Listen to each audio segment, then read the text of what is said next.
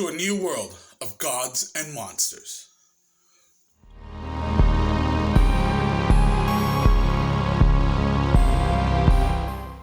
What's up, everybody? Really? I can't get my fucking intro out. Today we are looking at The Bride of Frankenstein, 1935, directed by James Whale and released by Universal Pictures. So once again, the movie stars Boris Karloff as the monster. The one, the only, baby. Come on. We also have the mad scientist returning, Colin Clive. Now, when I was looking up things on this movie, once I read this, it clicked on my head. Clicked in my head. Why is this fool sitting down so fucking much? And it kind of felt like whenever he was on screen, it felt a little uneventful. And apparently he had an injury. Therefore, he is sitting down for a lot throughout the fucking movie. That sucks, dude. But that's dedication. Hey, man, people gotta get paid. We also have Elsa Lanchester, who plays two roles in this movie. She plays the Bride of Frankenstein, as well as another character in the movie, Mary Shelley. We also have somebody that I just absolutely love to see when they come on the screen. Man, excuse me, I'm a little too excited. We have Dwight Fry as Dr. Pretorius, his fucking little assistant, which, I mean, he doesn't get much screen time, but I just absolutely adore this fucking guy. And then we have last but not fucking least, holy shit, probably my favorite fucking character in this entire movie, Dr. Pretorius. Sorry if I get this name wrong. Played by Ernest the Seeger, something like that. Holy shit. We'll go into him in a little bit, but man. So the story follows immediately after the first one. We have Dr. Frankenstein, who is found to be alive after all the wreckage, and to believe that fool looked like he died. If you've seen the first movie, the monster literally just chucked that motherfucker off the windmill, hit the windmill, and how he's alive absolutely makes no fucking sense. And his creation, the monster, is actually still alive as well, roaming the streets, terrorizing people. And the motherfucking doctor just tries to ignore it all, brush it under the fucking mat, okay, hands are clean, I'm gonna just move along, gonna just put this all behind me. But who comes knocking at night? Dr. fucking Pretorius. And he's like, yo, I need your help. We need to get back to what we were doing. I was teaching you about some crazy shit about life, death, blah. And if you don't help me, I'm going to kill you. No, he doesn't say that, but this fool essentially threatens him, essentially kidnaps his wife later on to really convince him to get it going. And together, they create the Bride of Frankenstein. Which doesn't make sense because the Bride of Frankenstein, the title, Frankenstein is technically the doctor. Boris Karloff is credited as the monster. So they're making a bride for this fool that's already married? I mean, obviously not. So one thing that I've always heard about with this movie is that it succeeded its predecessor. That a lot of people tend to like this one a lot more than the first one. And my experience with the first one absolutely blew me away, personally. Just the gothic feel to that first one. It is very dark. It is touching on a subject matter that back then was probably was an insane concept. This somehow takes that and ups it up a notch and adds in so much more emotion. So much more different feelings. I felt like the first one is you get this very dark and depressing feeling. This movie had my emotions from laughing, and my first time watching this, I did cry during a certain scene, so haters. But there's a lot of sadness in this movie, and it just has a wide variety of those things, and it's perfectly blended in so well. Also, really quick, the fucking theme song. There's music in the movie, but there's a certain theme, which I'm sure you already know what I'm talking about, which is the theme of in the beginning when the bride is happening. It's got these violins playing. It's just absolutely beautiful, and I can definitely see why people feel like this one succeeds the first one, because it does. It really does. Like I said, it takes everything the first one has and just turns it into something so much more meaningful. The ending is where the movie shines, in my opinion, for sure. But I want to talk about two characters really quick. First, we have to talk about Elsa Lanchester. I don't know too much about this. I had made a post recently on Twitter, and somebody reached out to me. They pointed me towards a podcast where these two people are going they're going into her life, and I listened to about 30 minutes of this one podcast that they put out, which was like a first parter introducing like her parents, and I got to listen to a little bit about that, and that was a crazy story in itself. But apparently this woman has just had one of the most fascinating stories and careers in fucking ever. I'm very intrigued by a lot of these older actors because these were the ones that set the fucking mark, you know? They were the ones. So if that is that the saying? Ernest de Siger. I'm sorry, I can't say that fucking last name. Also known as in this movie, Dr. Pretorius. Holy shit, dude. This is a bad motherfucker right here. That's enough said. Video's over. Bye. No. Holy shit. This fool is the definition of a fucking evil doctor. We have, you know, Dr. Frankenstein, who is like more mad. He's more obsessed than anything, in my opinion. Dr. Pretorius is straight up fucking evil, dude. He threatens and kidnaps fucking Dr. Frankenstein's wife. And then there's this like grave robbing scene where Dr. Pretorius and like 2 other grave robbers are helping him dig out a body. And after, you know, they've completed what they needed to do, the 2 grave robbers are, all right, let's head out. Nah. Fucking dude wants to just chill. He's sitting down there laughing to himself about his fucking plot, drinking wine. There's like an amazing shot with like the skull and candles. And that alone just shows you how fucking evil he is. He's just sitting there basically indulging himself and like just living it up, baby. Also, I should note that the monster in this movie talks. And I thought that was interesting. I thought that was okay. I progressed him as a character. I read up that Boris Karloff was like super off about that. He was like fighting it like, fuck no, shouldn't talk.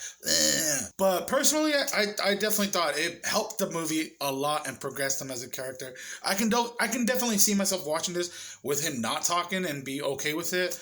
But I love it. I mean, we get a really good scene that I'll go into in a little bit. But segue into that, fucking Dr. Pretorius even takes credit for teaching the monster how to fucking talk. I almost called him Frankenstein, which I'm trying to not do. And then, I'll stop right here. They need a fresh body to create the bride. And he has, you know, homeboy Dwight Fry, like, yeah, go kill some chick and bring her back. Like, what the fuck, dude? With no regard for human life. I mean, if that's not one evil fucking doctor, I don't know what to tell you. But there are just like maybe 2 things I didn't like about this movie. I'll just say that right now. Let's just get this out the way. There is like a comedic relief in this movie played by this older lady. And for the most part, I didn't mind her. She was fine. She had some funny lines. She had some good attitude. I loved it. But man, like, not just necessarily with her, but a lot of these older movies, they have these over fucking reactions that I just can't stop. It just gets so annoying. And she makes the stupidest face. And I'm just sitting there like, what the fuck is happening, dude? There's a few times where she just does this like really loud, like, but that is just kind of, you feel me? Okay, so the other thing that I didn't really care for, I thought it was kind of weird. I can see why, because there is a good line with this scene. The part where Dr. Pretorius shows the Dr. Frankenstein what he's been up to. And he shows him like his creations, and it's like little people in jars. I don't know. And even so, with this scene does come a really good line. I mean, there's a lot of good lines in this movie, but one thing I loved was Dr. Frankenstein's like, this isn't science, this is black magic. And that kind of just shows you his character, Dr. Pretorius, of like the stuff that he's more into and things like that. But I don't know, there was something about it that just put me off. I just was watching this for the first time and for my review, and just every time I got to the part where he's showing off the little people in the jars, I fucking eye rolled. I don't know. That's that. Those are the only 2 things I really did not like about this movie. Otherwise, I consider this a fucking perfect movie. Alright, so I want to talk about some of my favorite scenes, and then I'm going to just wrap it up right after that. I thought the beginning was very clever. The intro to the movie, it opens up with, you actually have the author in the movie, who Elsa Lanchester also plays in this movie, which I thought was awesome. She plays the author who actually wrote Frankenstein, Mary Shelley, and then she plays the bride of Frankenstein later on. But you have this opener, and you have this guy, this fucking dude that's talking to her is like so astonished and so shocked and amazed that this woman wrote a book that was so fucking successful. I mean, I knew it was back in the 1930s, but man, dude, really, dude? No chill, bro. No fucking chill. But you have this opener with her talking about the book, and she essentially goes into like, well, that's actually not how it ended. Like, I have a lot more to say about it, and this is it. And the movie fucking kicks off right where we left off with the windmill burning. I thought that was very clever, very well thought. I cried. I don't give a fuck. Say what you will. I don't give a shit. I'm putting myself out there. Fuck it. There's a part in this movie where Frankenstein, he's wandering through the woods. He's been shot at. He's fucking hurt. He's hopeless. He must be feeling like shit. But then he hears music playing, like a violin. And he meets this old man who's blind. This whole interaction with when they first introduce each other, and the old man tells him, you can't talk and I can't see. And I just thought that was so symbiotic, and it was like very necessary for the monster to progress as a fucking character. And then he goes into this spew about like he's prayed and he's been asking for, God to fucking send him somebody. He believes that, the monster was the person he was sent to be comforted with. Just, oh man, that was beautiful. And even the fucking monster cries, which is just a beautiful scene because it shows you that he is not just a monster. He is not just angry, Hulk smash, Frankie smash, well, I don't know my real name. It shows you that he can feel. But I love this whole scene in the cabin because this is where he learns how to talk. We get the monster fucking chugging wine. Hell yeah, dude. Fucking smoking it up, dude. That was food is fucking smoke good, drink good. I see, and this is where I feel like the comedy really kicks in. There's also a really good scene where the monster meets Dr. Pretorius in a cemetery underground. And again, you have Dr. Pretorius big fucking chilling, dude. Smoking, drinking, like near fucking tombstones underground in a cemetery. And then, homeboy comes up and he's just like, oh, I thought I was alone. And he sees him smoking, and the monster's just like, smoke, friend. And Dr. Pretorius is like, I sure hope so. For real. So really quick, I just want to touch up on the ending. To me, this was absolutely tragic. Like the first movie, it was beautiful and tragic because you have the creation of the bride, which was great. The whole fucking scene of her being created was absolutely phenomenal.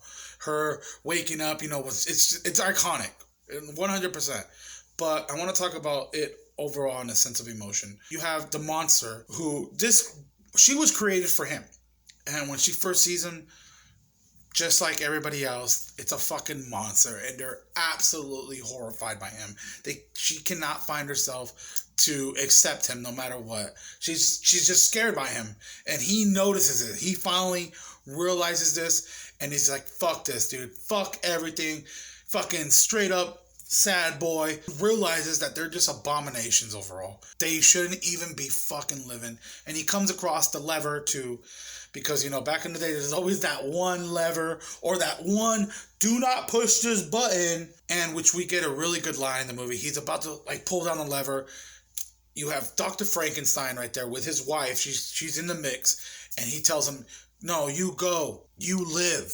Then he looks over at fucking Dr. Pretorius and the bride. And this is just fucked up. He just says, fuck it. Like, fuck everything. I'm taking everybody down with me. And he looks at them and he says, you stay. We belong dead. And the whole fucking building collapses. And it's fucked up. Because it's messed up on multiple levels. Because, first of all, the bride does not deserve to be put through all that. I think I'm getting a little too deep on it. But the quotes in this movie are just absolutely... stapled in cinema history. We belong dead. Simple, and it says so fucking much. There's a part where Dr. Pretorius is talking to the monster, and, Boris Karloff straight up says, I love dead. I hate living. And it just hits you, dude. So, That's just me rambling on there. I don't know what I'm talking about. But if you enjoy listening to me, not knowing what I'm talking about, please be sure to subscribe. If you're still around for this part of the video, let me know if you've seen this movie. I'm always down to talk movies. Just go ahead, hit me up on Twitter. Go ahead, hit me up on here. I will reply as quick as I possibly can. Happy Spookies.